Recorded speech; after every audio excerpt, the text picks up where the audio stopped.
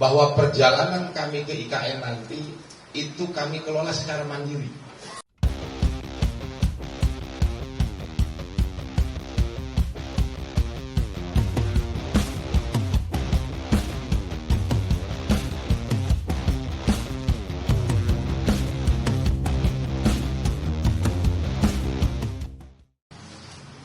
Rencana perjalanan relawan ke ibu kota Nusantara. Teman-teman mungkin dengar bahwa ada rencana perjalanan relawan ke IKN.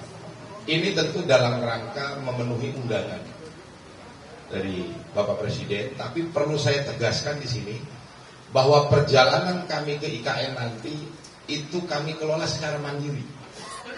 Saya pastikan kami kelola secara mandiri. Ya, tidak ada uang negara yang kita sentuh untuk perjalanan itu. Ya, itu kita lakukan secara mandiri.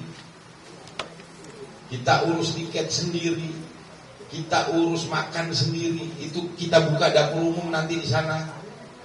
Ya, ini perlu saya tegaskan.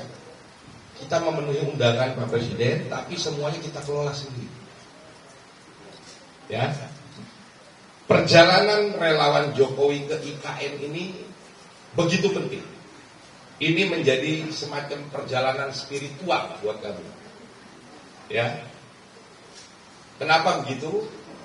Karena kita telah membersamai Pak Jokowi ini sejak 2014 dan mengakhirinya nanti di 2024 Oktober. Kami mengawalinya bersama Pak Jokowi dengan sebuah harapan baru. 2014 kita mengawalinya dengan sebuah harapan baru. Harapan Indonesia bisa berubah. Itu kita awali. Dan bersama Pak Jokowi kita mengakhirinya dengan mempersembahkan sebuah ibu kota baru, ibu kota Nusantara, yang menjadi sebuah monumen, titik tolak kemajuan sebuah bangsa. Jadi ini semacam perjalanan spiritual buat kita semua. Ya. Dan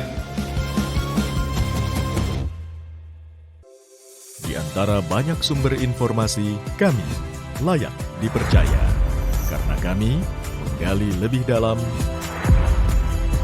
berpihak pada kebenaran,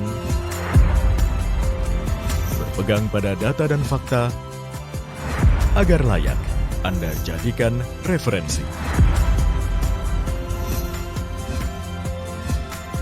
Kompas TV, independen, terpercaya.